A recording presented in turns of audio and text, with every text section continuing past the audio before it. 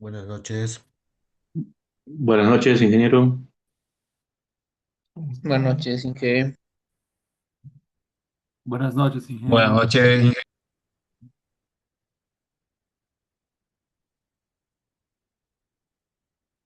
¿Cómo están todos? A ver, continuemos entonces con la clase. A ver, déjenme que comparta. Bueno, aquí.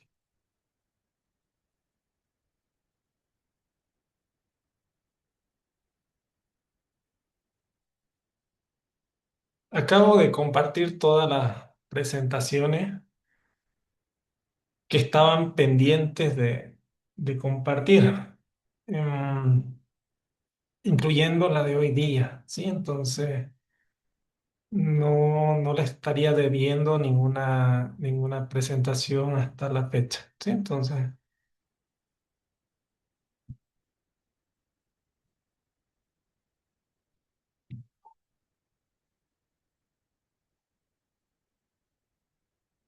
¿Sí? Están viendo la pantalla compartida, ¿verdad? Sí, GSB. Muy bien. Entonces, mm. Iniciemos entonces. Bueno, estamos recordemos que estamos en la unidad en la cual estamos estudiando la mecánica de suelos no saturada. Eh, También recordemos que en clases anteriores habíamos visto temas relacionados con la definición de lo que es la succión, los diferentes tipos de succión que se presentan en la estructura del suelo, así como también los diferentes factores que están relacionados con la variación de la succión, ¿no?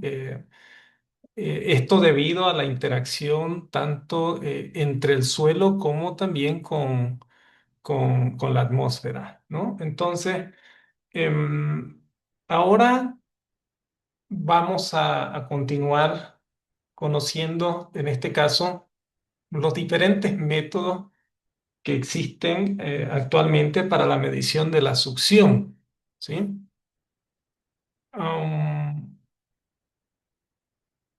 Iniciemos observando esta tabla, ¿no? La cual titula Resumen de técnicas comunes de laboratorio y campo para medir la succión en el suelo, ¿no? Entonces, ya la literatura normalmente y diferentes tipos de libros en esta área ya presentan este tipo de cuadros que son muy, muy prácticos, ¿no? Y principalmente permiten dar al lector un vistazo, digamos, o dicho de otra manera, un pantallazo general de los diferentes métodos que existen para la medición de la succión, ¿no?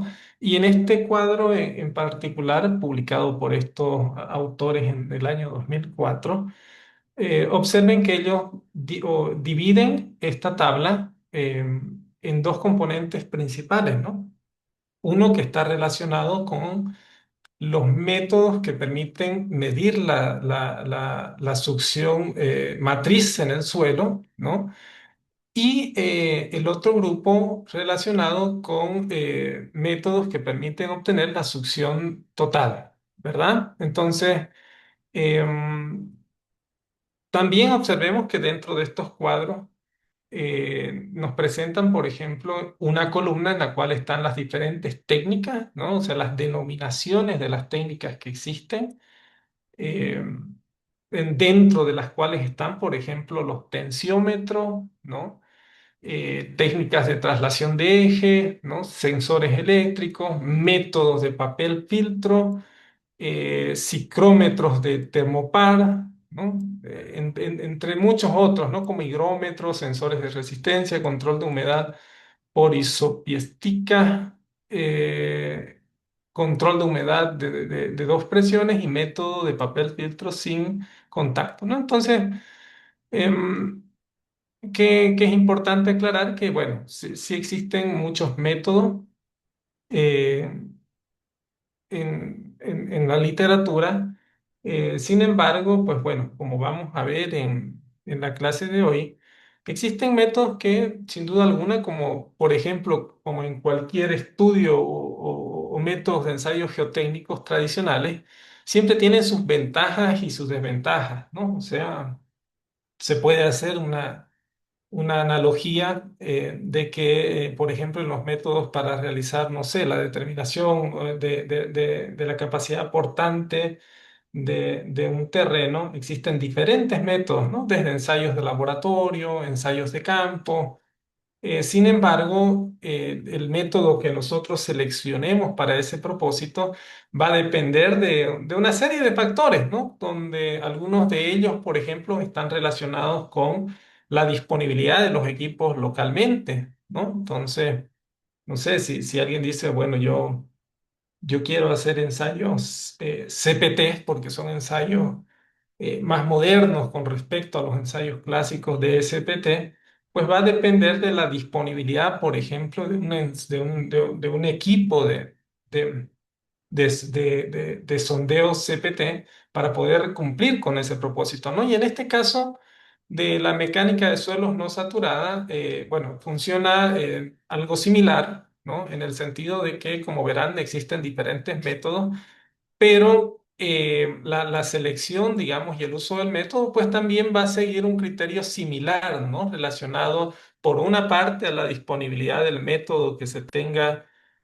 localmente, ¿no? Porque a diferencia de los ensayos, no sé, tomando el ejemplo de los métodos de ensayo para determinar la capacidad portante, en este caso, la mecánica de suelos no saturadas es un área pues, que está más relacionada o su aplicación está más en el área de la investigación, ¿no? Y eso hace que, digamos, la disponibilidad de estos ensayos sea menor con respecto a ensayos, por ejemplo, vuelvo a repetir, relacionados con la determinación de la capacidad portante del suelo, ¿no? Sin embargo, existen ensayos que son bastante, no bastantes, pero sí van a poder encontrarlos en el medio local, ¿no? Al menos en Bolivia, ¿no? Entonces, algunos de estos, por ejemplo, son eh, los métodos relacionados o que utilizan tensiómetros, ¿no? Que básicamente, bueno, yo he podido ver este tipo de equipos y ensayos en el laboratorio de geotecnia de la Universidad Mayor de San Simón, por ejemplo. Ellos en alguna época en la cual hubo mucha cooperación con la Universidad de Gante, ¿sí? Si mal no recuerdo. O se hizo un gran esfuerzo en esa época por adquirir, digamos, equipos para justamente estudiar el suelo no saturado, ¿no? Y ahí adquirieron pues muchos, bueno, algunos de estos equipos donde estaban, por ejemplo, estos tensiómetros, el método de papel filtro, estas técnicas de traslación de ejes, ¿no? Eso es principalmente, ¿no? Mientras que, bueno, existen otros métodos que probablemente no tengamos la disponibilidad de realización en el medio local, ¿no? Ni siquiera como investigación, ¿no? Entonces, es en ese sentido que nosotros vamos a enfocarnos, digamos, principalmente en los métodos relacionados con tensiómetros y métodos de papel filtro, ¿no? Al ser los ensayos, como vuelvo a repetir, no son los más modernos, ¿sí?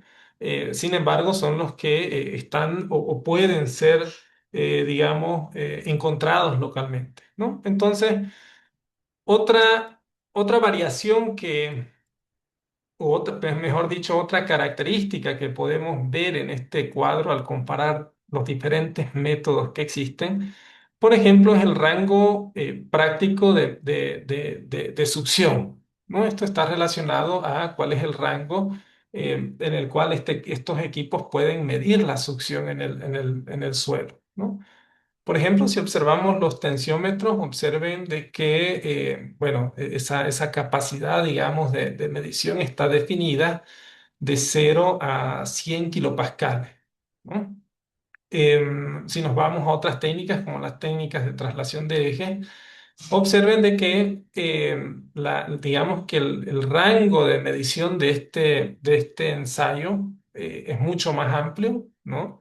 Em, También tenemos el método de papel filtro, ¿no? En este caso sin contacto. Ya vamos a ver cuando veamos el método a qué nos referimos, digamos, con contacto y sin contacto, ¿no? Pero por ahora simplemente es importante ver el rango de magnitud que tienen estos métodos, ¿no? Y observen que este método pues tiene un rango bastante amplio de medición de la succión, ¿no? También observando los diferentes métodos, por ejemplo, con base a los más utilizados como el tensiómetro, es un método que puede utilizarse tanto en laboratorio o en campo, ¿no? Es una alternativa. Los métodos de papel filtro pueden ser utilizados, por ejemplo, también en laboratorio y en campo, siempre o normalmente, o por lo menos lo que conozco es que se realizan principalmente en laboratorio debido a que requieren algunos instrumentos como balanzas, por ejemplo, de pesado, que son muchísimo más sensibles en relación a las balanzas que normalmente encontramos en un laboratorio de suelo, ¿no? Y lo más importante, nuevamente, es recalcar de que cada uno de estos métodos, dependiendo el mecanismo o el fundamento sobre el cual se basan para medir la succión, pues está relacionado con el tipo de succión que vamos a poder obtener, ya sea la succión matriz o la succión total, ¿sí? Este es otro cuadro, de igual forma, propuesto por otros autores, quizás un poco más nueva que la anterior. La anterior era del año 2004, esta es del 2010, ¿no? Pero la idea de los diferentes autores, pues, es muy similar, ¿no? Probablemente en esta, eh, la particularidad es que empieza a añadir, por ejemplo, un tiempo de equilibrio, ¿no? Que está relacionado con el tiempo que demora, por ejemplo, la realización de las mediciones de la succión, ¿no? Entonces, fíjense que en el caso, por ejemplo, de esta placa de presión, dice de varias horas a días, por ejemplo. En el caso de los tensiómetros, dice varios minutos, ¿no? Esa es otra de las ventajas también de los tensiómetros, que, bueno, con relación al tiempo que uno requiere para realizar la medición que está relacionada con este equilibrio, pues es relativamente bajo en comparación a otros métodos que pueden demorar días o semanas inclusive, ¿no? Pero bueno, esta es otra de las características que se describen normalmente, ¿no? Y también, por supuesto que, bueno, aparte de la disponibilidad del método, también el tiempo que nosotros invertamos en realizar mediciones también va a ser un factor, digamos, condicionante para seleccionar un determinado método, ¿no? Y como van a ver más adelante, sin duda alguna, uno de los criterios importantes está relacionado con el rango de medición, ¿no?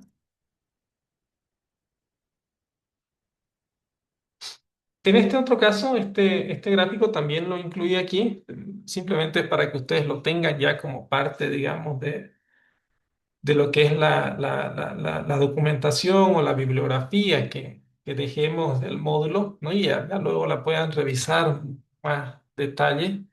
Pero esta tabla, bueno, también tiene o este gráfico tiene la característica de que se enfoca principalmente en, bueno, mostrar los diferentes rangos de medición de los equipos, ¿no? Y tratando de sobreponerlos, ¿no? Como pueden observar ustedes, eso es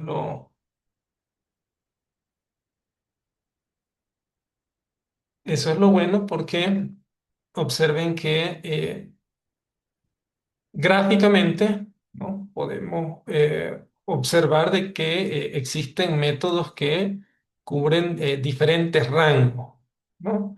Eh, y fíjense la escala también en la cual se representan el rango de medición de todos estos métodos, pues es bastante amplia, ¿no? Entonces, fíjense que más o menos en los métodos de medición de succión matriz están en este rango, ¿no?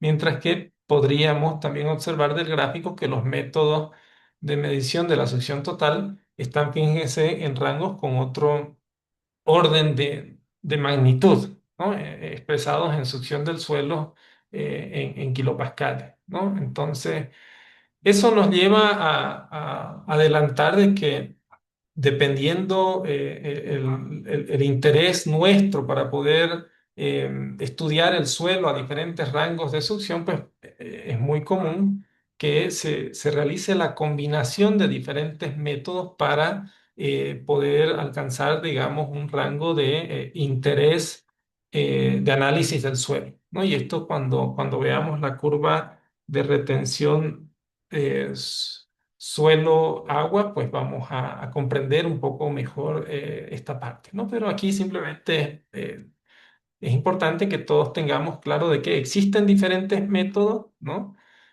Para medir tanto la succión total como la succión matriz, ¿no? Y estos métodos también tienen, digamos, ciertas limitaciones con base a lo que es el rango de medición, ¿no? Entonces, eso es lo importante en este punto, ¿sí? Entonces, ahora enfoquémonos en uno de estos métodos en particular, y en este caso es la medición de la succión utilizando el tensiómetro, ¿no? Entonces, en esta sección, pues vamos a justamente responder esa pregunta que hemos planteado en la lámina, la cual dice, ¿cómo medimos la succión matriz o matricial o con un tensiómetro? ¿No? Entonces, ya aquí estamos recordando lo que habíamos visto en la tabla. Recuerdan de que este método que utiliza este dispositivo que ustedes están viendo aquí, luego lo vamos a detallar un poco más, pero aquí hemos puesto una imagen, digamos, de cómo se ve este equipo, el tensiómetro, ya en terreno, ¿no? Instalado en campo y, bueno, realizando la medición correspondiente, ¿no? Entonces, ¿qué es lo que se puede mencionar inicialmente de este equipo? Que, como van a ver a continuación, este es un equipo que permite realizar una lectura directa de la presión de poros en el agua en terreno, ¿no? Entonces, digamos que esa es una de las virtudes de este método de ensayo.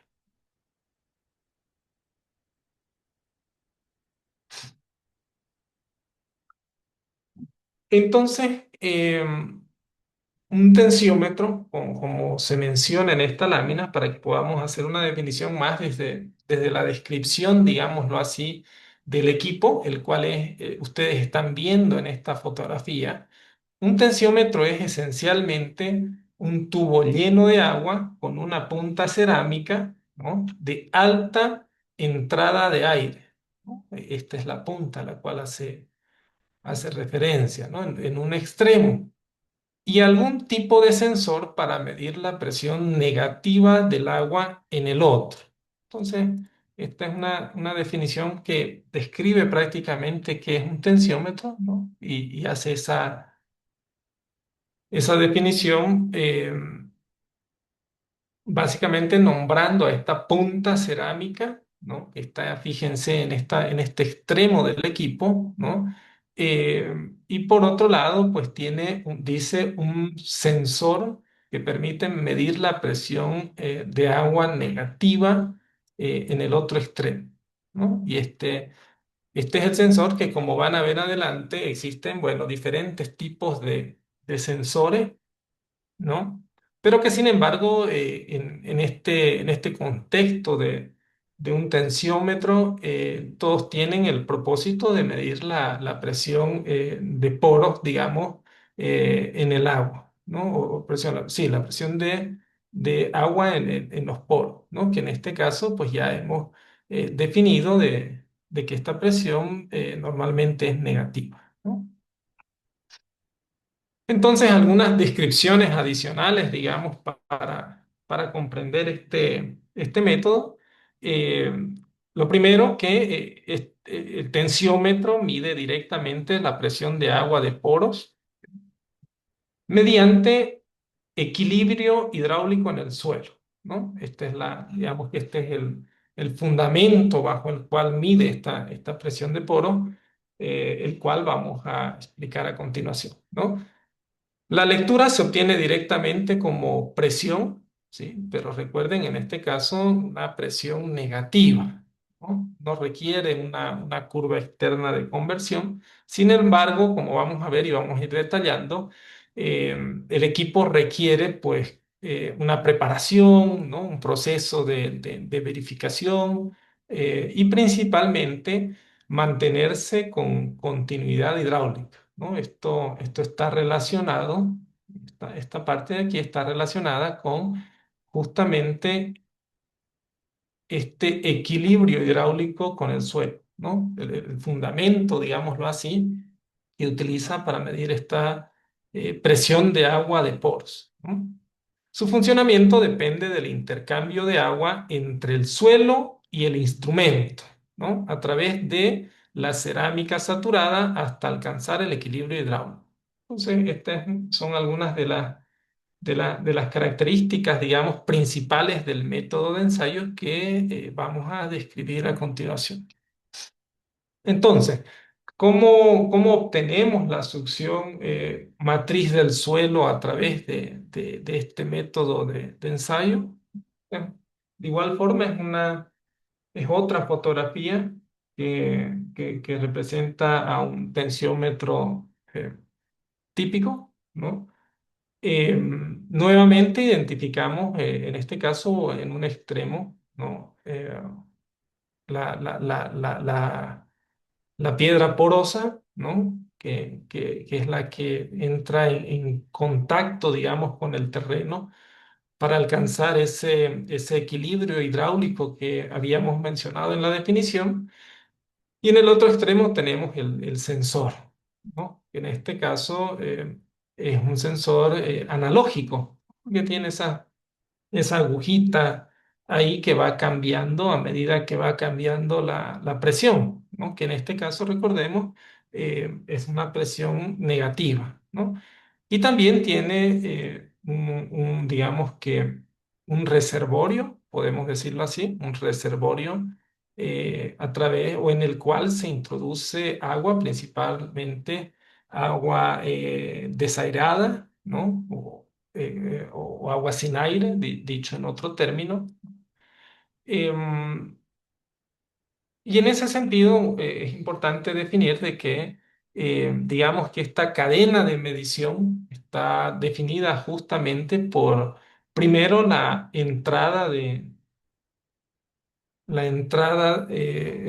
cual está definida por esta punta, donde básicamente podemos medir o es el mecanismo que nos permite medir esa presión de poros en el agua del suelo no saturado, ¿no?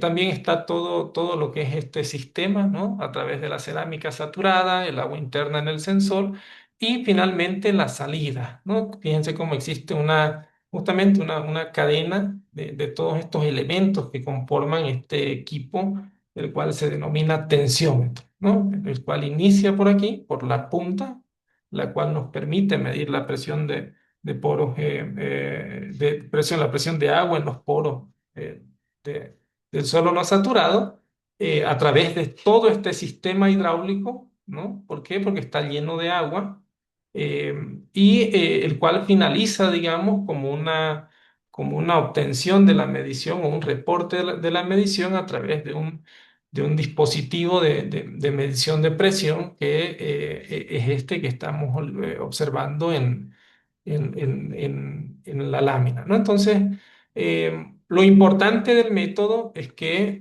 debe existir una cadena hidráulica continua, ¿no? Desde este punto de la piedra porosa hasta lo que es el sensor de salida, ¿no? Entonces, en este sistema, digamos, cerrado, lo importante es que se mantenga una cadena hidráulica continua, ¿no? ¿Por qué? Porque la lectura que nosotros obtengamos de la presión en este manómetro va a depender principalmente de que esa continuidad hidráulica sea conservada en toda la cadena de medición, ¿no? Entonces, dicho de otra manera, que esa continuidad hidráulica nosotros la podemos garantizar a partir de evitar cualquier interrupción durante la medición, ¿no? Y esta interrupción puede estar relacionada, por ejemplo, con el ingreso de aire en este sistema, ¿no? Eso puede afectar de manera directa la medición de la presión que nosotros realicemos en este equipo, ¿no? Y eso puede deberse a diferentes factores, como los vamos a ver a continuación, ¿no? Algunos de ellos puede ser la mala instalación del equipo, que nosotros, por ejemplo, no tengamos el cuidado de llenar este reservorio de agua con agua desairada, por ejemplo, ¿no? O un mal contacto, digamos, entre todo lo que sean las piezas, porque todas estas piezas se van ensamblando, ¿no? Esta es una piedra porosa que viene aparte, está todo el reservorio, el manómetro. Entonces, durante el ensamblaje, digamos, del equipo puede ocurrir alguna situación en la cual, pues, se permita el ingreso de aire en el sistema y eso, como lo dice aquí, pues interrumpa, ¿no? Esa continuidad hidráulica y eso nos va a llevar a algún error en la lectura, ¿no? Entonces, este es uno de los puntos principales que debemos considerar en este método de ensayo, ¿sí?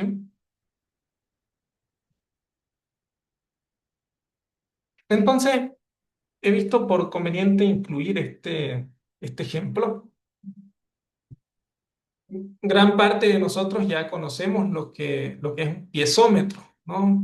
Normalmente es un método utilizado para medir la presión de poros en un medio saturado, ¿no? Normalmente en mecánica de suelos uno, mecánica de suelos 2 siempre interviene, digamos, para entender estos conceptos, este equipo, ¿no? Denominado como piezómetro, ¿no? El cual están ustedes viendo en la lámina, ¿no? Este de aquí, ¿no? Entonces, ¿qué debemos recordar aquí? Que bueno, este es un equipo que se instala normalmente por debajo del nivel freático, ¿no? Con el propósito de, bueno, determinar esa presión de poros presentes en el agua, ¿no? Una de las características es que este método básicamente mide una presión positiva del agua de poro, ¿no? En la zona saturada, ¿sí? Entonces, a diferencia, por ejemplo, del equipo que estamos estudiando ahora, ¿no? A diferencia o en comparación con el tensiómetro, ¿no? Recordemos que en este caso estamos interesados nosotros en medir esa presión de agua en los poros en la zona no saturada. ¿Recuerdan? En esa zona que habíamos definido también como la zona badosa, ¿no? En la cual básicamente esa presión de agua es negativa, ¿no? Entonces, esa es una de las diferencias, ¿no? Que uno mide una presión positiva y el otro equipo mide una presión, en este caso, negativa, ¿no? Ya habíamos explicado en clases anteriores a qué se debe todo esto, ¿no? Entonces, bueno, y este es un tensiómetro aquí. Bueno, la imagen permite adelantar un poquito, que simplemente estos tensiómetros pueden tener este sistema, digamos, de medición o adquisición de datos que puede variar, ¿no? De más analógicos, como los relojitos que hemos estado viendo anteriormente, a sistemas de medición más modernos, digámoslo así, en los cuales pues la lectura ya se realiza, como están observando ustedes, em, de manera digital, ¿no? Entonces, eh, pero sin embargo, o sea, no, la diferencia, digamos, entre estos dos sensores, o sea, no es solamente que tengan sensores diferentes, ¿no? Sino que principalmente miden una condición hidráulica distinta en el subsuelo. ¿no? Entonces, esa es la diferencia principal, ¿no? En este caso, este esquema, digamos, nos permite observar cuál es la interacción, digamos, entre un tensiómetro y, en este caso, el suelo no saturado de interés, ¿no? Entonces, básicamente lo que hacemos durante el procedimiento de ensayo es introducir este equipo, ¿no? Hasta entrar en contacto con el suelo, ¿no? Con el suelo parcialmente saturado, como se ve en este esquema, ¿no? Entonces, em, digamos, funciones de lo que son esta copa porosa, también así perdón, esta copa cerámica también, así también se la nombra, digamos, en los diferentes libros, ¿no? Puede ser piedra porosa o copa cerámica porosa, la van a encontrar de esa manera, ¿no? Cuál es el trabajo, digamos, o la función principal de esta copa cerámica? Es que permite una continuidad hidráulica entre el suelo y lo que es la parte interior del tensión, ¿no? Entonces permite, dicho de otra manera, que haya un intercambio de agua, ¿no? Tanto de ingreso como de salida, ¿no? Eh, También transmite la presión del agua, ¿no? Hasta alcanzar el equilibrio hidrostático, ¿no? ¿Qué se refiere esto? Que a través de ese equilibrio hidráulico que se da entre el tensiómetro, digamos, y lo que es el suelo no saturado, pues a partir de esto, el tensiómetro puede medir, o bueno, en una primera instancia, igualar, ¿no? La presión del agua en los poros que está en el suelo, igualarla en el tensiómetro y a partir de esto realizar una medición con el dispositivo que hemos visto anteriormente, ¿no? Entonces, otra característica importante también de esta copa cerámica es que restringe la entrada de aire, ¿no? Entonces, este es un punto muy importante del mecanismo de medición, ¿no? Porque como lo habíamos definido anteriormente, para asegurar una medida correcta es necesario no interrumpir esa cadena hidráulica, ¿no? Y para eso se tiene que evitar que básicamente ingrese el aire que está en el terreno al interior de lo que es el tensiómetro, ¿no? Porque si eso ocurre, ya se empiezan a producir errores en la medición, ¿no? Existen variaciones en todo ese sistema hidráulico que impiden la medición de la presión de agua en los poros, ¿no? Entonces, esta es la idea, digamos, principal de cómo funciona este equipo, ¿no? Entonces, el tensiómetro permite medir la presión de agua o de poros de agua negativo, ¿no? Recordemos eso en la zona no saturada, ¿no? Mediante un equilibrio hidráulico, ¿no? Ese equilibrio hidráulico, recordemos que está relacionado con igualar, digamos, esa presión de poros de agua del suelo en el interior de lo que es ese sistema hidráulico del tensiómetro, ¿sí? Entonces, esta tablita simplemente resume lo que acabamos de mencionar, ¿no? Eh, con respecto al piezómetro, está en la zona de uso, principalmente en una zona saturada, mientras que el tensiómetro lo utilizamos justamente en esa zona de interés para nosotros en el contexto de la mecánica de suelos no saturados, ¿no? Con respecto al rango de la presión, ¿no? Ambos miden la presión de poro, pero la diferencia es que el presiómetro está en un rango positivo, ¿no? Mientras que el tensiómetro mide en un rango negativo, ¿no? Debido a esa tensión capilar que hemos venido definiendo en clases anteriores, ¿no? Algunas características ya mucho más detalladas, digamos, ¿no? Como por ejemplo el piezómetro utiliza una punta filtrante porosa en la parte inferior, ¿no? Para permitir el ingreso del agua correspondiente al nivel freático, mientras que el tensiómetro, como habíamos mencionado anteriormente, en la punta tiene una copa cerámica porosa y saturada, ¿no? Eso, ¿sí?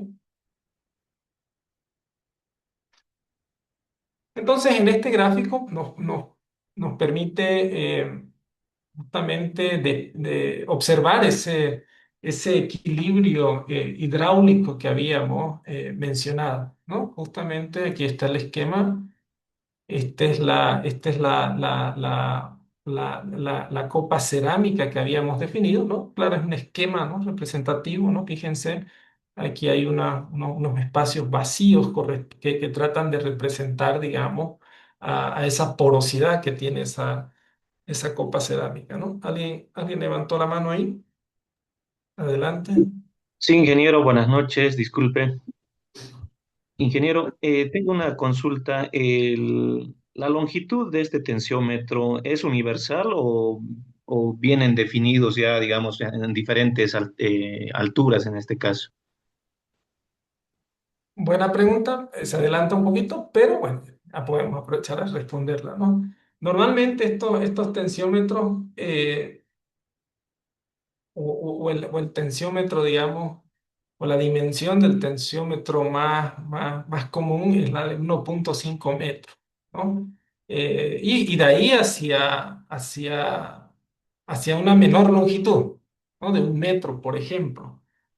Um, esa es la característica. ¿Con qué está relacionado esa longitud? Está relacionado justamente con esa cadena hidráulica que estamos definiendo, ¿no? ¿Se imaginan si tuviéramos un tensiómetro mucho más profundo? Sería mucho más complicado mantener, digamos, toda esa cadena hidráulica, ¿no? Y poder obtener mediciones representativas, ¿no? Otra explicación que se puede dar ahí es que los tensiómetros no son equipos únicamente, por ejemplo, de uso para el área de la geotecnia o la ingeniería civil, ¿sí? Estos tensiómetros, y más adelante he encontrado un videíto que quiero mostrarles, el área, por ejemplo, de la agronomía, ¿no? Es una de las áreas que tiene también muchos avances o muchas contribuciones con relación al estudio de lo que es la mecánica de suelos no saturados, ¿no? Esto con el propósito, obviamente, con el propósito de analizar o estudiar la, perdón, la disponibilidad de agua, por ejemplo, en las plantas, ¿no? Entonces, ahí, por ejemplo, gran parte, o es más, el mercado que más utiliza este tipo de sensores, digámoslo así, justamente es ese, ¿no? El mercado agrícola, ¿no? Y si uno se imagina, digamos, un perfil de estos sembradíos en cualquier lugar, pues normalmente este tipo de profundidades pues estarían, digamos, dentro de este rango también de interés de medición, ¿no? Entonces, eso, ¿sí? Gracias, Inge. Entonces, este esquema, como mencionábamos, muestra justamente esta copa porosa, ¿no? Y les decía que estos espacios que ustedes ven entre estos bloquecitos representan a esos poros diminutos, ¿no?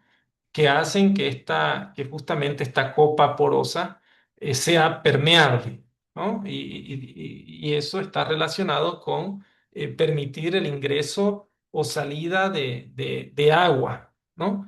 Pero que sin embargo también esas características de esos poros bastante chiquititos están relacionados también con la entrada de aire en el sistema, ¿no? La entrada del aire presente en el suelo, ¿no? ¿A qué nos referimos con eso? De que estas copas cerámicas se diseñan con el propósito de impedir el ingreso de aire. No puedo escribirlo en Zoom, siempre me olvido, de esta zona a esta zona, ¿no? Ese es uno de sus propósitos, ¿no? Entonces, eh, ¿por qué? Porque si ocurre eso, recuerden, ahí estaríamos justamente en ese factor que puede interrumpir la medición de lo que es la presión de poros de agua en el sistema, ¿no? Entonces, por eso es que estos poros son muy, muy, muy chiquititos de tal manera que permitan, digamos, el ingreso del agua, pero no así de lo que es el aire, ¿no? Entonces, bueno, que aquí está en realidad, ¿no? Representado de esta forma en el esquema que estamos viendo, ¿no? Entonces, eh, y bueno, ese equilibrio hidráulico justamente se da en esta interfaz, ¿no? Donde esta zona, pues básicamente lo que hace es que trata de, en realidad no trata, el principio fundamental es que equilibra la presión de poros de agua a la presión de poros presentes en el suelo, ¿no? O sea, dicho de otra manera, esta presión que se produce en el interior llega a ser de igual magnitud, digámoslo así, que la presión que está en el suelo, ¿no? Entonces, ese es el propósito principal. A través de ese equilibrio que se da a través de este sistema poroso, nosotros podemos medir en este sistema hidráulico continuo esa presión en términos negativos en un vacuómetro, ¿no? Recuerden, el vacuómetro se diferencia de lo que es el presiómetro porque mide la presión en un rango negativo, ¿no? Entonces, eso es, ¿no? Entonces, estos son los pasos generales, ¿no? Al instalar el equipo, el suelo succiona una pequeña cantidad de agua a través de esta cerámica, ¿no? Debido a esa diferencia de presiones que existe, donde aquí tenemos una presión del agua negativa, pues básicamente succiona agua de este reservorio, ¿no? Y eso pues va a generar de que exista un cambio en esa presión negativa en este sistema hidráulico y nosotros podamos registrarlo en el bacómetro, ¿no? Entonces, para esto se requiere alcanzar justamente ese equilibrio donde las tensiones de agua se igualan en ambos lados, ¿no? Como en la parte interna del sistema, como también en el suelo en el cual estamos midiendo esa presión de agua en los poros, ¿no? Y bueno, la tercera fase es justamente la medición de esa presión en un rango negativo, ¿no?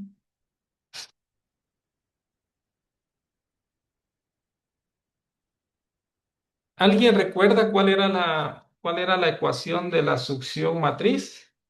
¿Cómo podíamos calcular la succión matriz? ¿Cuál es la definición de la succión matriz? Todas las preguntas son similares. Ingeniero, buenas noches. Buenas noches, ingeniero. Es la diferencia entre la presión de aire de poros y la presión de agua. Correcto, gracias, ingeniero.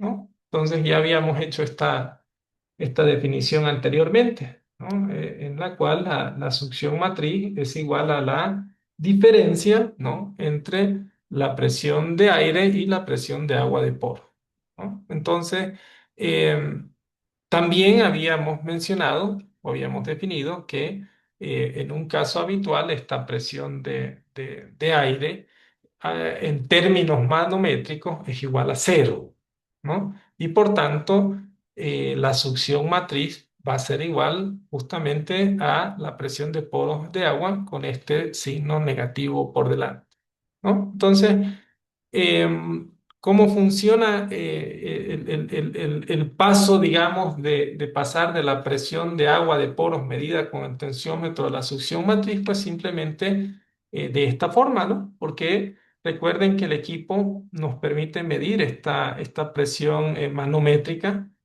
de manera directa, ¿no? El vacuómetro nos muestra en ese relojito de manera directa cuál es esa presión de agua de poros, ¿no? Entonces, al realizar esa medición, nosotros la introducimos en nuestra ecuación y podemos calcular cuál es la succión matriz, ¿no? En este caso, 40 kilopascales. ¿Sí? Entonces, esa es la forma, digamos, cómo obtenemos la succión matriz a partir de las mediciones con el tensiómetro. Entonces, veamos cuáles son los componentes de un tensiómetro convencional. Este es, por ejemplo, un esquema. Bueno, en realidad son dos esquemas. Me parece interesante mostrarlo a ambos. Son de diferentes autores, ¿no? En este caso es del libro de Fredlund, ¿no? Y Rajarjo. Y en este otro caso corresponde pues a un proveedor de equipos de esta característica, ¿no? Que son estos Soil Moisture Equipment, ¿no? Pero bueno, en general lo que estamos observando aquí es una configuración en las diferentes partes, ¿no? En una sección, digamos, abierta y esquemática de un tensiómetro, ¿no? Entonces, observemos que se tiene una cubierta del depósito, ¿no? Básicamente es una tapa la cual nosotros podemos retirar para poder añadir agua, ¿no? Este tipo de tensiómetros son o se denominan también tipo jet fill, ¿no?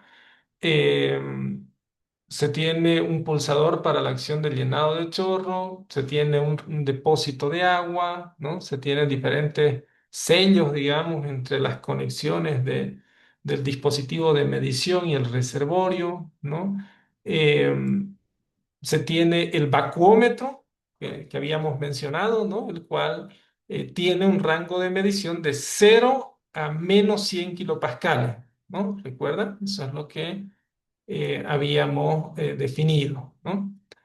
Se tiene un tubo plástico de pared gruesa, ¿no? Que sirve justamente como ese reservorio en el cual nosotros debemos introducir, digamos, esta agua desairada, ¿no? Entonces, y finalmente en este otro extremo se tiene la copa cerámica, ¿no? De alta entrada de aire, que, bueno, como van a observar más adelante, este parámetro de entrada de aire es un parámetro que define las características de esta copa porosa, ¿no?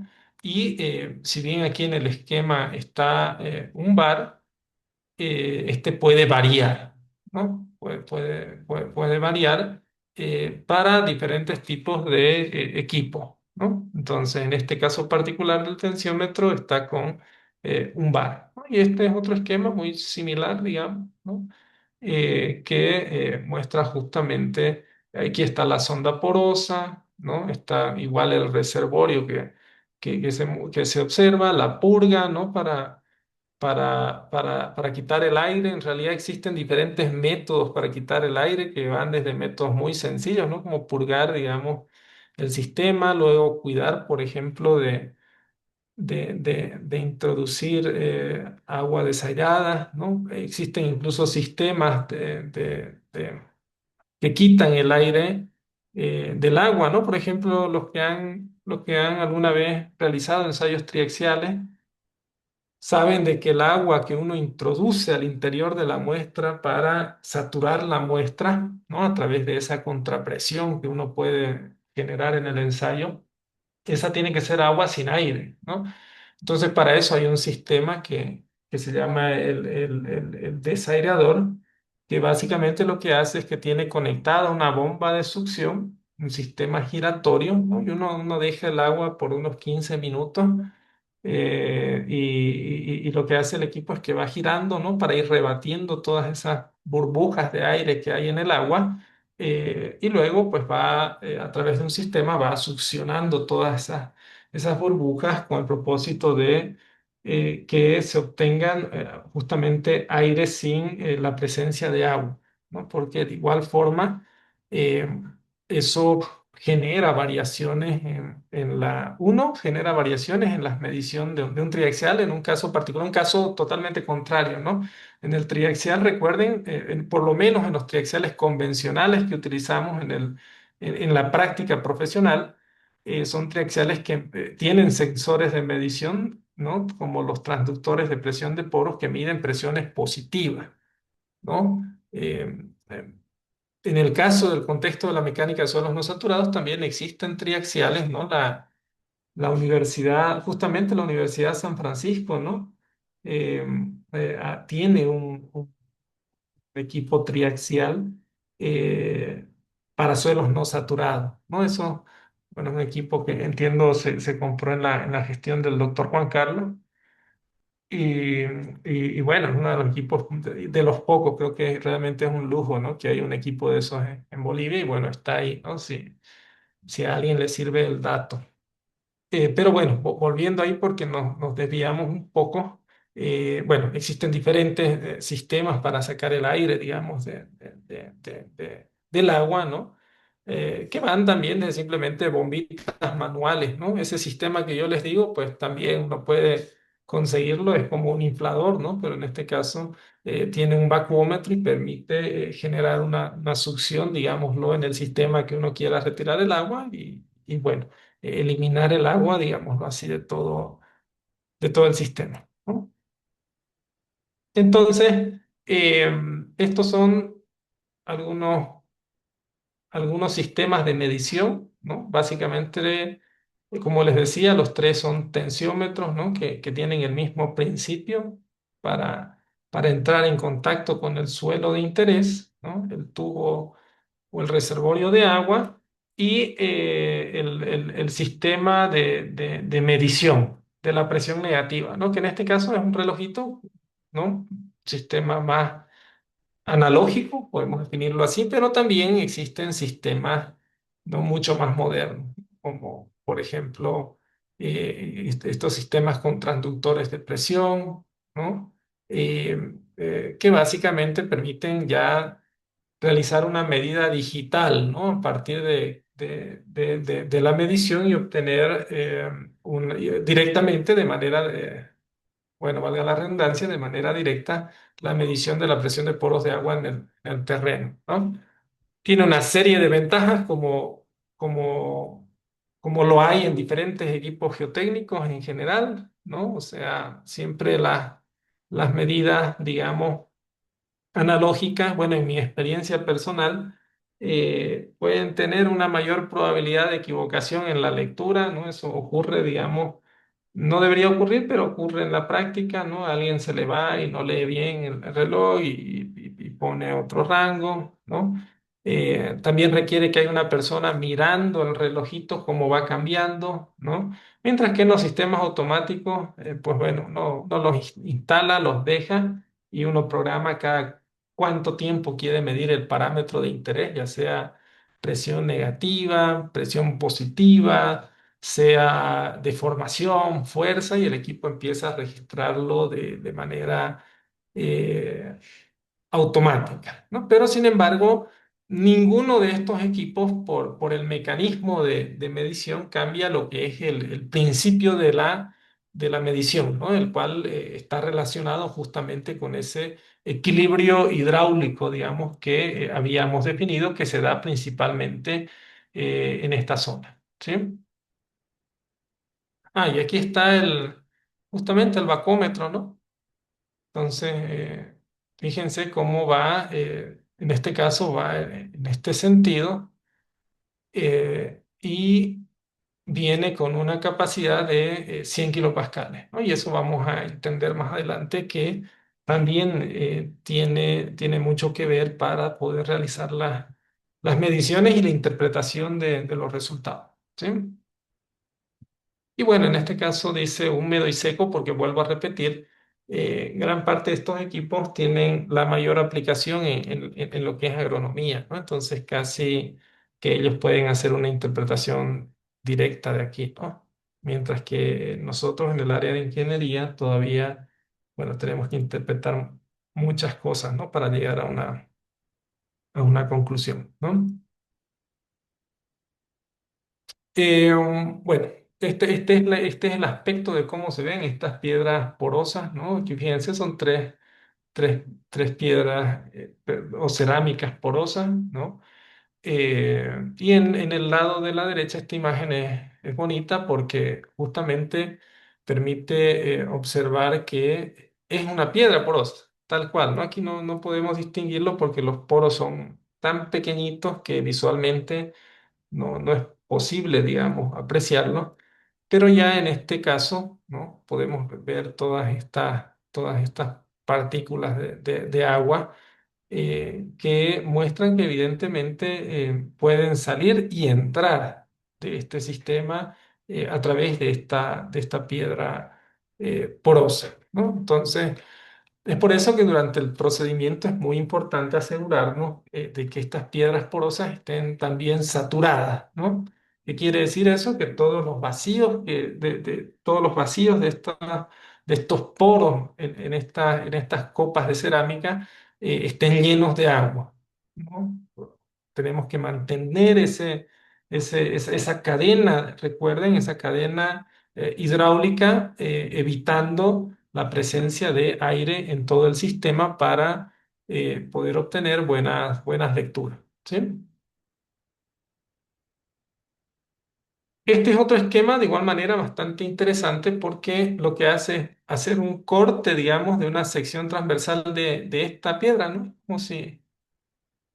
Es como si agarremos aquí y hagamos un pequeño corte, ¿no? Y podamos observar cómo está conformada, digamos, esa sección de esta copa porosa de cerámica, ¿no? Y es de esta manera, ¿no? Entonces, justamente aquí está, ¿no? El principio de mantener estos poros llenos de agua, ¿no? Eh, Existe una interfaz aire y agua, evidentemente, ¿no? Como pueden observar, aquí está, se representa la presión de aire en este caso y aquí la presión de agua, ¿no? Y al haber esa interfaz entre la presión del agua y la presión del aire, recuerdan, eso está relacionado con la formación de estos meniscos, ¿no? ¿Recuerdan cuando habíamos visto eh, la capilaridad y los ejemplos o la analogía con los tubos capilares? Pues básicamente ese efecto de igual forma se da, digamos, dentro de estas piedras, o de estas, perdón, me confundo con piedras porosas, que, bueno, son similares, ¿no? Pero no son iguales, ¿no? Las piedras porosas son las que utilizamos, ustedes seguramente también las conocen, ¿no? Son las que utilizamos en los diferentes ensayos, ¿no? De laboratorio, ¿no? En ensayos de consolidación, ensayos de corte directo, ensayos triaxiales, ¿no? De ahí viene que normalmente lo asimilo el término con eso, ¿no? Entonces, em, aquí es importante mencionar de que cuanto menor es el radio de este poro, ¿no? Mayor diferencia, ¿no? Entre la presión de aire y la presión de agua puede sostener el menisco, ¿no? Entonces, esto está relacionado también con el principio que habíamos visto anteriormente. ¿Recuerdan cuando habíamos definido la ecuación de Jones-Laplace, ¿no? Que relacionaba justamente esta diferencia de presiones con las características geométricas de este menisco y la tensión superficial, ¿no? Entonces, eh, es en este sentido que mientras mayor sea esta diferencia de presión, pues bueno, el sistema puede sostener, digamos, el menisco que se genera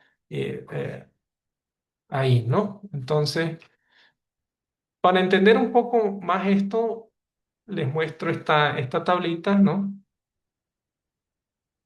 Propuesta por un fabricante, el cual muestra diferentes valores de entrada de aire, ¿no? Recuerdan, habíamos definido que este es un parámetro que se define para caracterizar, digamos, la permeabilidad o la conductividad hidráulica, también conocida así, de este material, ¿no? Y observen de que esta cerámica porosa puede producirse, ¿no? Para propósitos de medición de la presión de agua de poros en este rango, ¿no? Desde 0,5 bares, 1 bar, 2, 3, 5 y 15, ¿no? Entonces, y también los fabricantes pues ya hacen un reporte, ¿no? Más o menos este valor de entrada de aire de un bar, por ejemplo, está relacionado con esta conductividad hidráulica, ¿no? Observen de que eh, mientras este valor de entrada de aire es mucho mayor,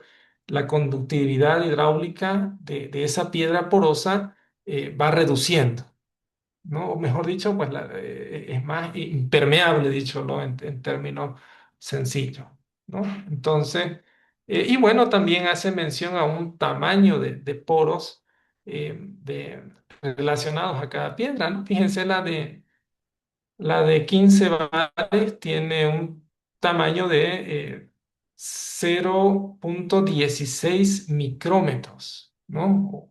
Entonces, fíjense cuán chiquitito es eso, ¿no? Yo pienso que bueno, solo con un microscopio, ¿no? Entonces, eso está relacionado, vuelvo a repetir, también con la permeabilidad y esa permeabilidad también va a estar relacionado con ese equilibrio hidráulico que hay entre el sistema del tensiómetro y el suelo no saturado, ¿no?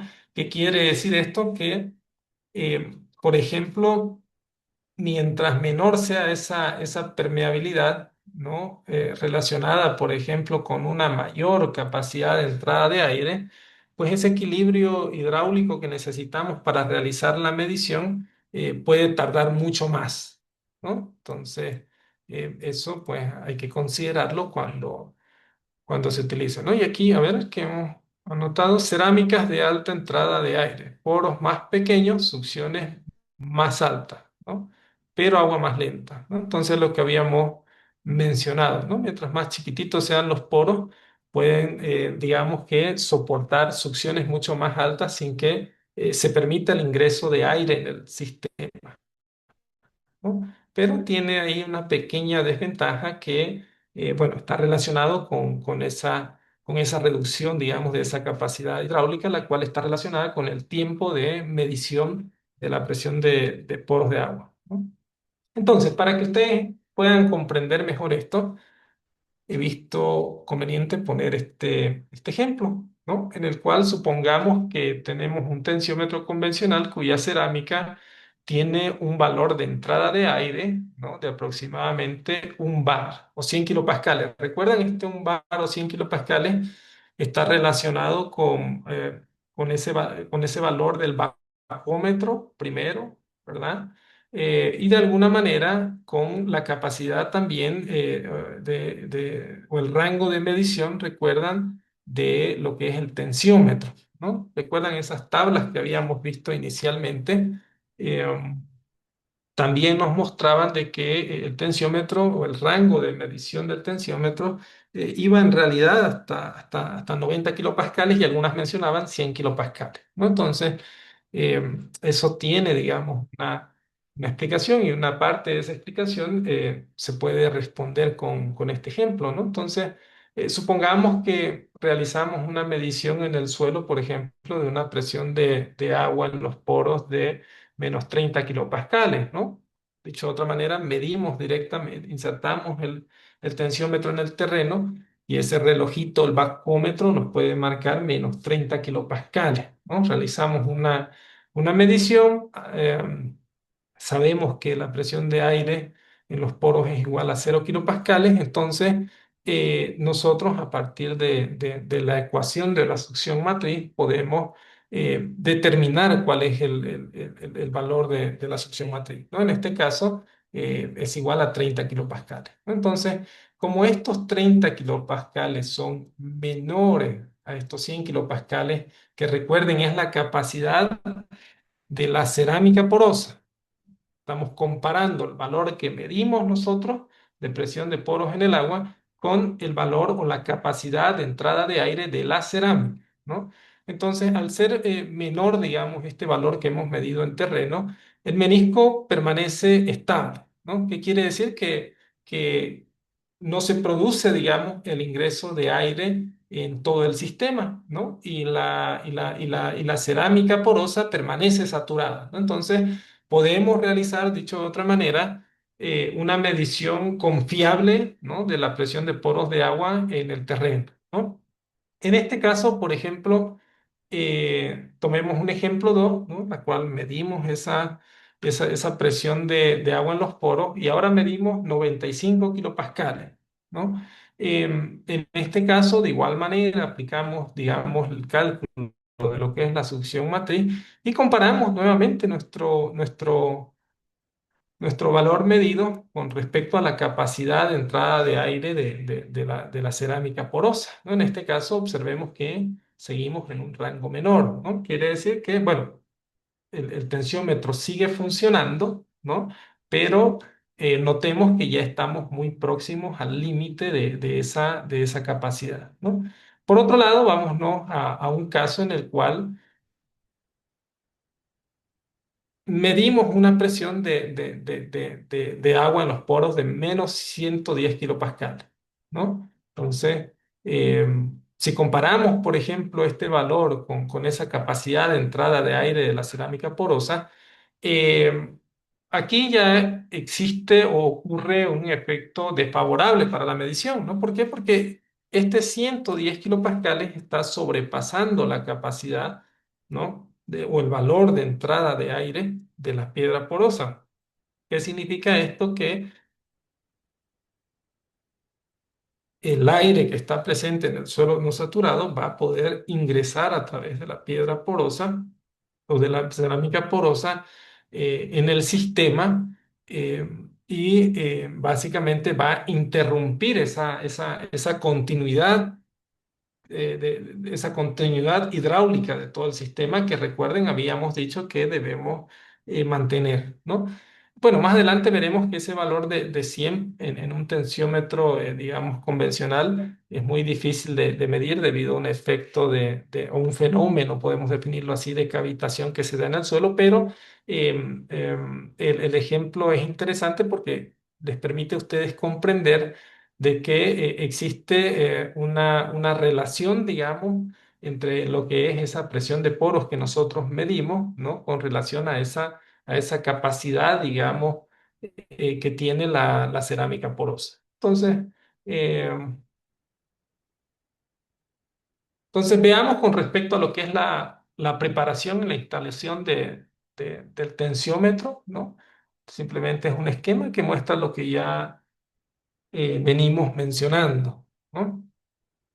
Entonces, ¿cómo hacemos el procedimiento de instalación? Si bien ya lo hemos visto de manera general, esta es la secuencia que resume, digamos, todo este procedimiento, ¿no? Donde existe un paso inicial, ¿no? En el cual primero tenemos que introducir el agua en el reservorio del tensiómetro, ¿no? Recuerden que el agua debe ser agua desairada, ¿no?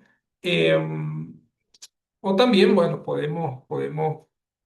podemos quitar esa agua a través de diferentes sistemas que hemos venido mencionando, ¿no? El otro procedimiento en este paso uno es asegurarnos de esta cerámica porosa, de que los poros de esta cerámica porosa estén llenos de agua, es decir, que estén saturados, ¿no? Porque recuerden, la presencia de aire pues hace que se interrumpa la cadena hidráulica entre este punto y el punto de medición y eso genera errores en la medición, ¿no? Entonces, por eso que es muy importante eh, saturar esta cerámica porosa, ¿no? ¿Cómo se hace esto? Pues bueno, depende mucho justamente de esa conductividad hidráulica que tenga la cerámica porosa, la cual está relacionada con el tamaño de los poros de esa cerámica porosa, ¿no? Entonces, mientras más chiquititos sean esos poros, como lo habíamos definido, es más complicado que nosotros podamos, en este caso, por ejemplo, introducirle agua, ¿no? Entonces, existen métodos tan simples en laboratorio como desde dejarlo sumergido, por ejemplo, ¿no?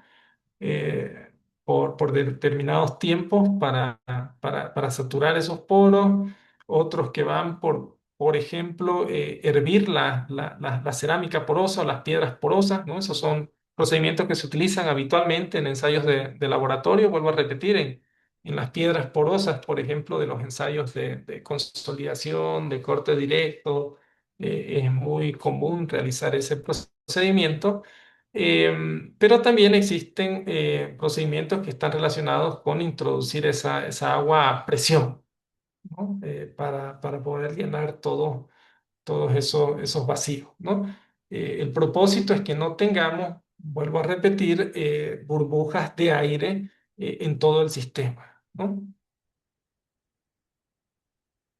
En un segundo paso se establece la conductividad o la continuidad, perdón, hidráulica entre lo que es el sistema, ¿no? A través de de la piedra porosa con el terreno o en este caso el suelo no saturado, ¿no?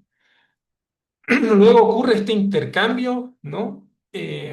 Entre, entre el suelo y el tensiómetro, ¿no? A través del cual pues prácticamente se da ese equilibrio que habíamos mencionado, ¿no? Ese equilibrio permite que esa tensión, digamos, que nosotros podemos medir con este dispositivo, pues vaya incrementando, ¿no? Hasta que se iguale con la tensión que tiene el terreno, ¿no? O el agua en el terreno, ¿no? Y finalmente, pues bueno, hacemos el registro de lo que es la medición, ¿no? Entonces, eh, bueno, en este caso está volcado el reloj porque es esquemático, pero ya vieron una fotografía real que, bueno, va en este sentido, porque justamente mide la presión en una escala negativa, ¿no? Entonces, la continuidad hidráulica probablemente es el criterio principal de verificación, ¿no? Que toda esa columna, digamos, desde el punto extremo de la piedra porosa hasta el sistema de medición, pues sea continuo, sin burbujas de aire, ¿no? Eso es importante, ¿no? Y eso lo citan muchos libros, ¿no?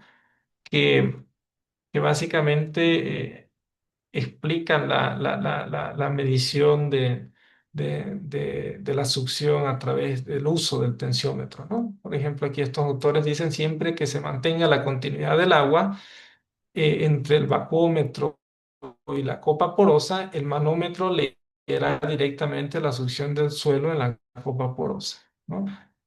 Otro comentario, si no se mantiene la continuidad de la unidad entre el dispositivo de medición y el suelo, el instrumento no registrará la succión matriz del suelo, ¿no? Son recomendaciones que van en el sentido de que uno de los criterios de verificación principal en este método pues, es mantener esa continuidad hidráulica, ¿no? Entonces, em, eso, ¿sí? Entonces, em, ese contacto hidráulico y el tiempo de equilibrio está relacionado también con algunos factores, ¿no? Y esos factores que ahora ustedes están viendo en pantalla, básicamente van a determinar también el tiempo o el rango típico de equilibrio que se da en este mecanismo de ensayo que utiliza el tensiómetro, ¿no? El cual normalmente está asociado con tiempos de hasta 10 minutos, ¿no? O sea, es el tiempo en el que normalmente se llega a a ese equilibrio hidráulico y en el cual uno puede realizar una medición de la presión de poros de agua, ¿no? Entonces, y eso depende obviamente de si existen o no burbujas de aire en el sistema, ¿no? De la conductividad hidráulica de la cerámica, recuerda, ¿no? Si es muy impermeable, va a estar relacionado con una mayor demora en el equilibrio de lo que es el sistema con el suelo, ¿no? Y también en función del volumen de agua intercambiado, ¿no? Todos estos factores están relacionados con este tiempo de respuesta que vuelvo a repetir en este mecanismo en particular, normalmente va hasta 10 minutos, ¿no? En el caso de que en este tipo de ensayos, pues, ese equilibrio todavía no se logre, va a estar directamente relacionado con un mal contacto hidráulico en todo el sistema, bueno, altamente relacionado con la presencia de aire, ¿no? Y no necesariamente con con una característica del suelo, ¿sí? Entonces, algunos criterios, digámoslo, de aceptación, ¿no? Por ejemplo, si la lectura se mantuvo estable durante un periodo razonable, que es lo que habíamos mencionado anteriormente, 10 minutos, ¿no? No hay evidencia de burbujas en el sistema, ¿no? Eso también es otro criterio para la aceptación o rechazo. Y el tiempo de equilibrio, si fue coherente con el esperado, ¿no? Para ese suelo o instrumento, ¿no? Y volvemos a repetir que este rango típico va entre 1 a 10 minutos. Entonces, este flujograma nos muestra el procedimiento completo, es un resumen de lo que hemos visto, ¿no? Que va desde la preparación y la desaireación, la verificación inicial de fugas, la preparación del punto de instalación, la instalación del tensiómetro, la verificación del contacto, ¿no? Esperar el equilibrio, ¿no? Si no se lograra el equilibrio, digamos, hay que revisar y hay que repetir el proceso de quitar aire del sistema, ¿no? Y volver a realizar el procedimiento. O si, bueno, esa lectura se estabiliza, digamos, entonces, bueno, procedemos a realizar lo que es la medición de la presión de agua de poros, ¿sí?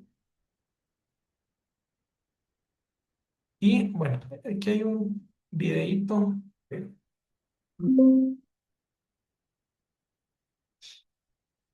A ver, lo voy a poner un cachito.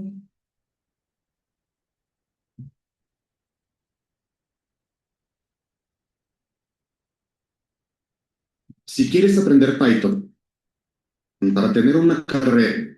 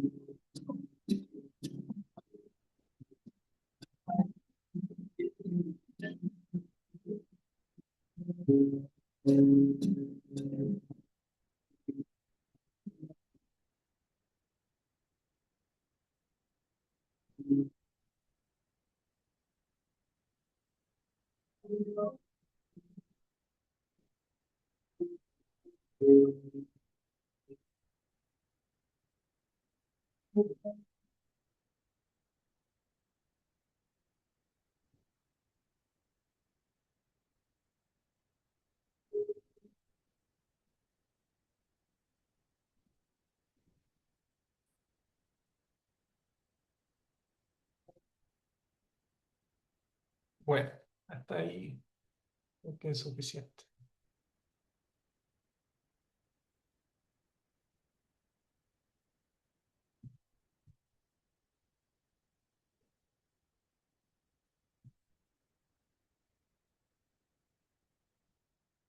Hubo un ingeniero que hizo unas rayas. Yo no sé si puedo borrarlas. No sé si las puede borrar, por favor. Van a interrumpir la presentación.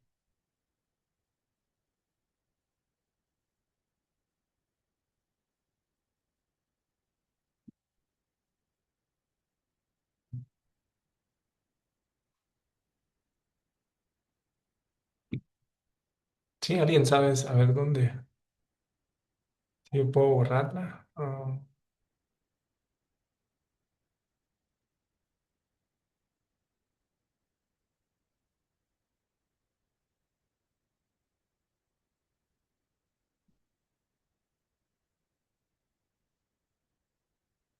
ahí está. Gracias, ingeniero.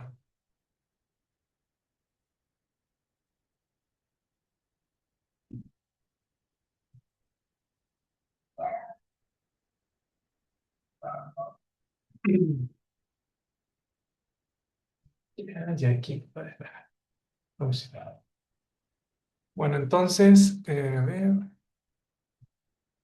Bueno, entonces, esta técnica también tiene algunas limitaciones que hay que reconocerlas, ¿no? Una de ellas es justamente este rango limitado de medición, ¿no? Vamos a ver que este rango de 100 kilopascales, digamos, tiene o está relacionado también con un fenómeno de cavitación que puede existir en el agua, ¿no? El cual interrumpe las mediciones, ¿no? De ahí viene la definición del rango de 0 a 100 kilopascales en un tensiómetro, ¿no? Claro, en un tensiómetro, digámoslo así, convencional, ¿no? Y luego lo que habíamos mencionado también, el sistema saturado, ¿no? De asegurar que se mantenga saturado todo el sistema hidráulico, ¿no? Y bueno, entre algunas las correcciones que se hacen para llevar esa presión que hay en la punta del sensor al sensor de medición, ¿no? Entonces, pero sin embargo, aquí el punto más importante es justamente este rango limitado que mencionamos, el cual nos permite introducirnos a este fenómeno de cavitación. Entonces, para explicar este fenómeno, ¿no? Es necesario poder observar, digamos, este diagrama de equilibrios de fases del agua pura, ¿no? Entonces, digámoslo de otra manera, que este diagrama muestra el comportamiento del agua pura, ¿no? Sometido pues a diferentes presiones, en este caso presiones absolutas, ¿no? Expresadas en kilopascales, y a diferentes temperaturas, ¿no? Entonces nos permite eh, definir de que el agua puede variar, ¿sí? O puede moverse en términos sencillos en diferentes fases a partir de la variación de estas variables, ¿no? Como por ejemplo una fase líquida, ¿no? Como una fase de vapor o una fase de sólido, ¿no? Que en este caso sería el hielo, por ejemplo, ¿no? Entonces, em, aquí está, ¿no? Aquí está, justamente, ¿no? Entonces, en este gráfico, tomemos como referencia, digamos, este valor que más o menos es 291, la temperatura eh, en una escala de Kelvin a grados centígrados, pues normalmente esto representa aproximadamente 20 grados centígrados, ¿no? Este rango, esta línea vertical que hemos trazado, ¿no? Y analicemos, por ejemplo, el valor de 101,3 kilopascales, que justamente es la presión atmosférica en una escala de valor absoluto, ¿no? En este punto, si analizamos, digamos que estas son las condiciones de temperatura ambiente que se dan. eh, en este punto, pues tenemos una condición del agua en una condición líquida, ¿no? Como se define, está en esta zona en la cual, debido a la combinación de estas variables, pues el suelo en una condición atmosférica se encuentra en un estado líquido, ¿no? Entonces, sin embargo, si nosotros empezamos a disminuir esa presión absoluta, ¿no? En este sentido, por ejemplo, manteniendo una temperatura constante, en este caso puede ser 290 o 20 grados centígrados, independientemente de la escala, manteniendo esa temperatura y reduciendo esta presión, fíjense cómo nosotros podemos pasar de un estado líquido a un estado de vapor, ¿no? Entonces, eh, justamente este fenómeno de cavitación está relacionado con esto, ¿no? Que cuando nosotros empezamos a reducir esa presión, ¿no? A una temperatura relativamente constante, podemos hacer que el agua cavite, ¿no? Dicho de otra manera, que el agua cambie de un estado líquido a un estado de vapor. Y ese estado de vapor está relacionado con la presencia de estas burbujas de aire que habíamos mencionado, que interrumpen la medición del tensiómetro, ¿no? Entonces, de aquí viene, por ejemplo, esa relación, digamos, de un límite en el rango de medición del tensiómetro. ¿Por qué? Porque básicamente, si en el tensiómetro y en ese vacuómetro pudiéramos medir, digamos,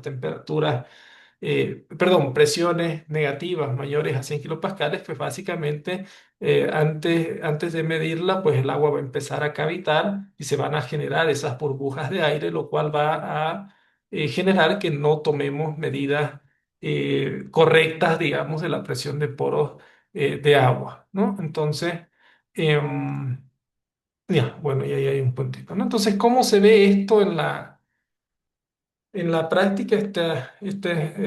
Me olvidé de ponerle la referencia, pero bueno, un autor muestra, digamos, estas fotografías que corresponden a una secuencia, digamos, de cómo se desarrolla la cavitación en agua sometida a una disminución de presión, ¿no? O a una tensión, dicha de otra manera. Entonces, Lo que dice este autor es que, bueno, en este primer tubo, ¿no? Se observa básicamente el agua sin la presencia de burbujas, ¿no? Pero a medida que él va incrementando esta presión, digamos, esta tensión en el agua, o esta tensión que tiene un valor negativo, debido a este fenómeno, digamos, de cavitación, entonces se empiezan a producir, ¿no? A medida que él va incrementando, ¿no? De izquierda a derecha, el autor menciona que está relacionado con un incremento de esta tensión. Fíjense cómo el agua, o sea, físicamente podemos observar de que el agua empieza a cavitar, ¿no? Se empiezan a generar estas burbujas en el agua, ¿no? Entonces, eso hace que en el caso del tensiómetro convencional tenga un límite de medición, ¿no? Y eso también puede representarse en este sentido, ¿no? Bueno, lo que hay que aclarar aquí que este fenómeno de cavitación no se debe a un error en el equipo ni al mecanismo, es más una transformación física, podemos decirlo así, de el agua de un estado líquido a un estado de vapor, como lo habíamos visto en el gráfico, ¿no? Entonces, este gráfico muestra justamente cómo puede comenzar la cavitación, ¿no? Con el crecimiento de un núcleo de gas, ¿no? Y lo que muestran básicamente es esto es una sección de una superficie, digamos, relacionada con una copa porosa, ¿no? En la cual menciona que eh, estos materiales pueden tener ciertas imperfecciones muy pequeñitas, ¿no? Muy microscópicas, ¿no?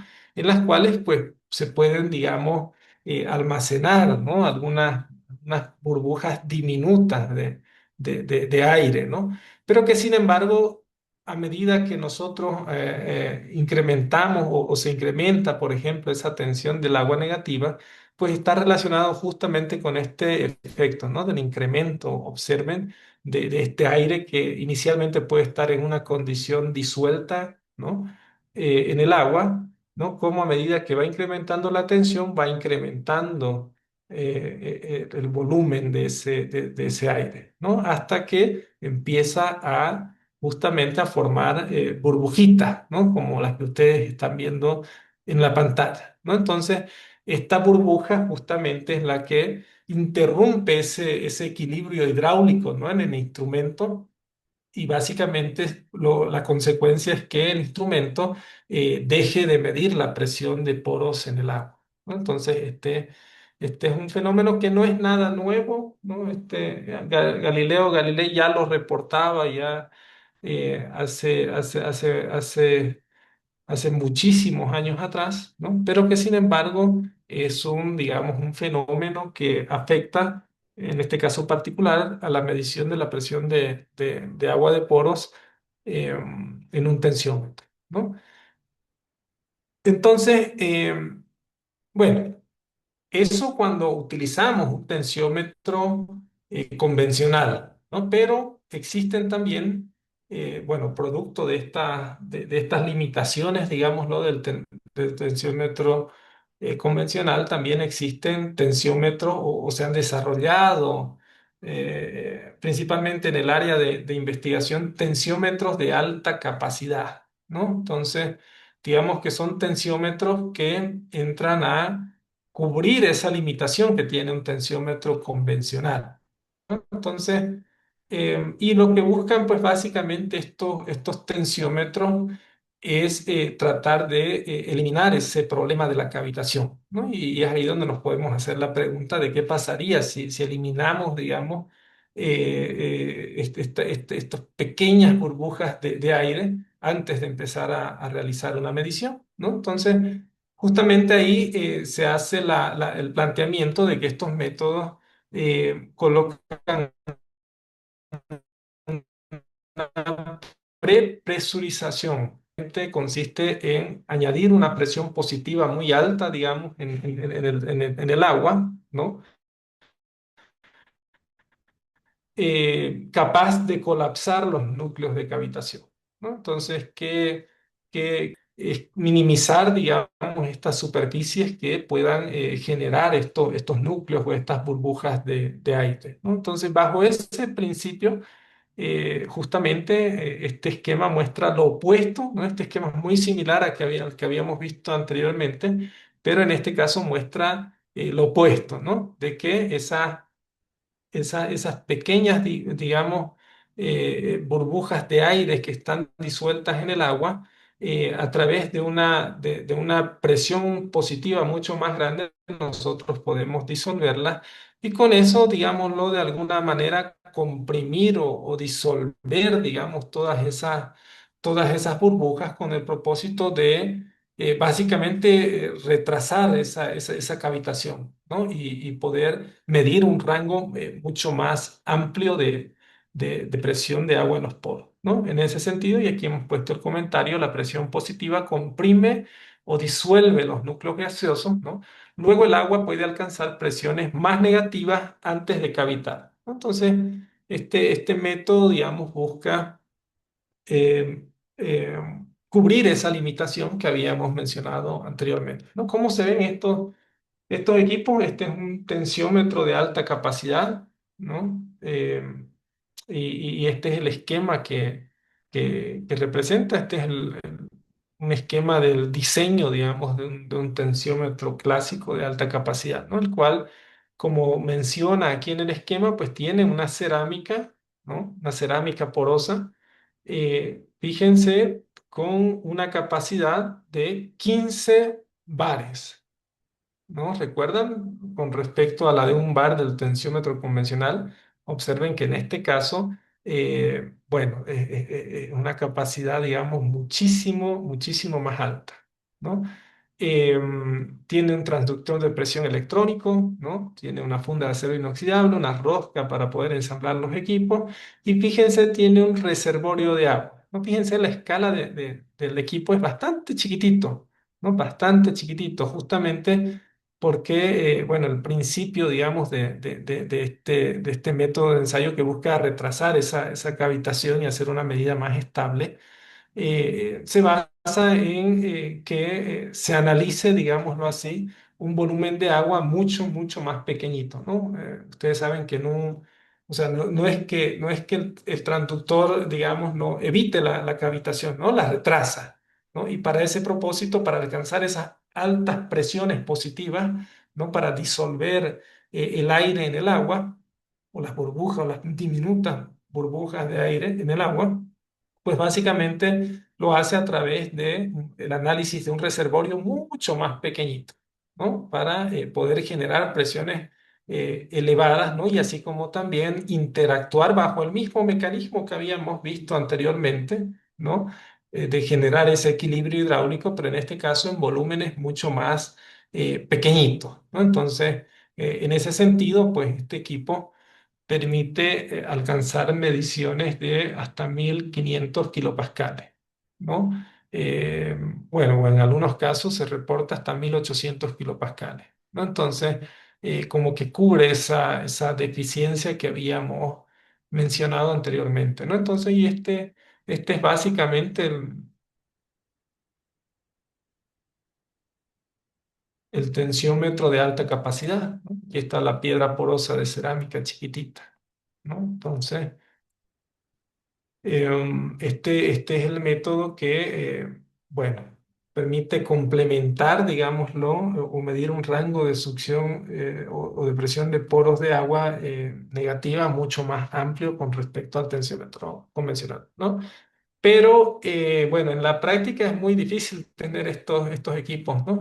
Hay muchos más modelos, es más, si ustedes empiezan a revisar esto, las universidades que hacen investigación son los no saturados en el mundo. Justamente una de sus líneas de investigación es fabricar estos tensiómetros de alta capacidad, ¿no? Entonces, pero vuelvo a repetir, no son tan comunes, ¿no? En la aplicación práctica, ¿no? Los triaxiales que normalmente utilizamos en la práctica son triaxiales que miden la presión de poros, en este caso positiva, ¿no? Así viene configurado el equipo, ¿no? O sea, a diferencia de este sensor, es un sensor totalmente distinto en su configuración que permite medir la presión de poros positiva, ¿no? En este caso, eh, nos permite medir, vuelvo a repetir, estas tensiones negativas que se producen en el suelo, ¿no? Bueno, esta es la presentación para el día de hoy. No sé si hay dudas, hay consultas. Podemos aprovechar todavía un tiempo para resolverlas.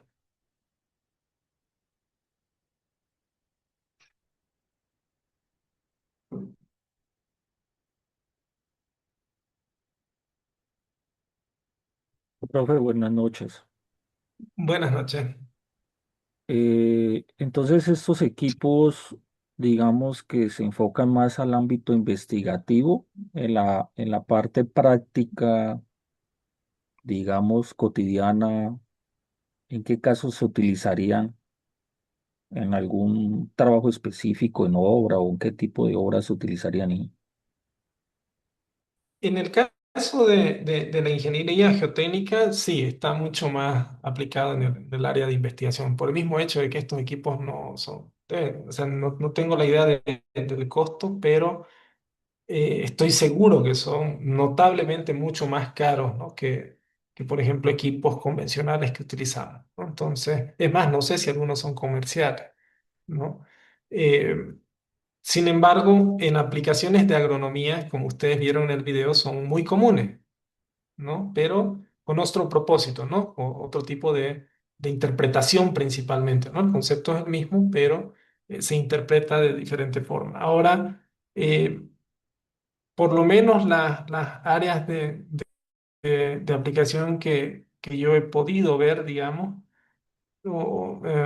básicamente están relacionadas a la estabilidad de taludes, ¿no? Por ejemplo, ¿no? O a la estabilidad, por ejemplo, de suelos compactados, ¿no?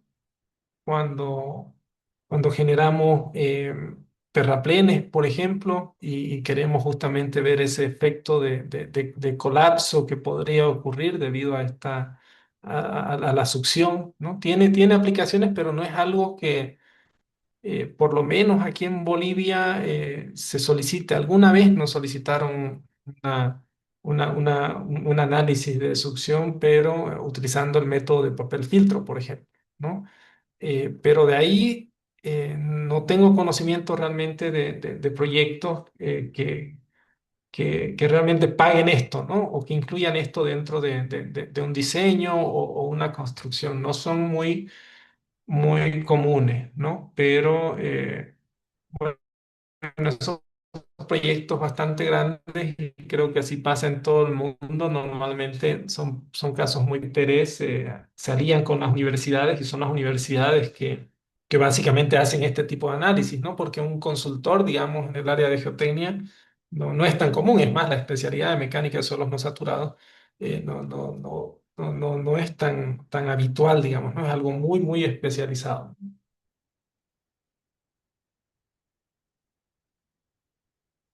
Gracias. Ingeniero, Buenas eh, noches. buenas noches. Ingeniero, ¿existen algunas correlaciones a través, no sé, de la permeabilidad, el grado de saturación o el contenido de agua para llegar a a este valor de la succión matricial? Sí, en realidad ya en la siguiente clase vamos a ver justamente la curva de retención agua y suelo, ¿no? Que es una curva que permite relacionar estas variables, ¿no? Del contenido de agua con la succión del suelo, ¿no? Justamente estos métodos nos permiten obtener esos datos con el propósito de construir esas curvas, ¿no? Y analizarlas, ¿no?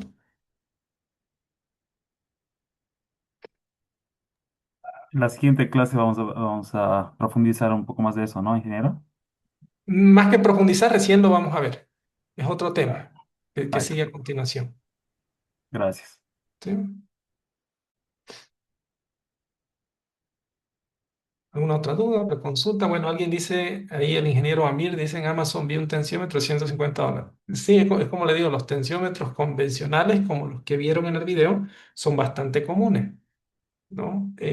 pero principalmente con ese uso en agronomía, ¿no? Para irrigar, por ejemplo, los cultivos. eh, Todas las personas que se dedican a esto, claro, utilizan esos tensiómetros para justamente saber, ¿no? Si en términos comunes, si al suelo le hace falta más agua, ¿no? Para que las plantas puedan absorberla y desarrollarse.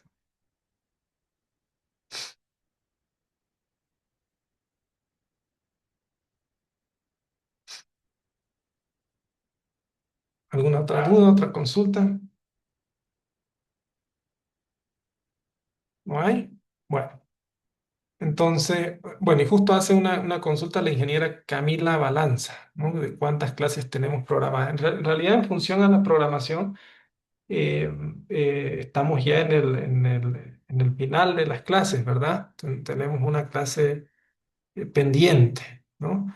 Y es ahí donde les quería comentar que esa clase de mañana la vamos a pasar, por favor, el día viernes, ¿sí? La vamos a trasladar al día viernes y, bueno, con esa clase, básicamente estaríamos terminando, ¿no? Esa clase probablemente sea un poquito más larga que las habituales y en el peor de los casos, eh, vamos a recurrir a una clase más, ¿no? Para terminar esto, ¿no? Pero con eso ya cubríamos todo el contenido temático que hemos programado en el módulo, ¿sí?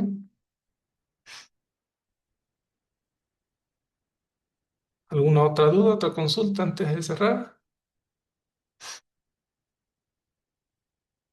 Bueno, si no hay más dudas y más consultas, entonces nos vemos el día viernes, por favor, a la misma hora.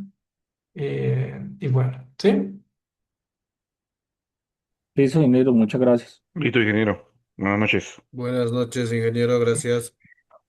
Gracias, Ya no. ingeniero. Buenas noches. Chao, chao, que descansen. Hasta el viernes, Inge, buenas noches.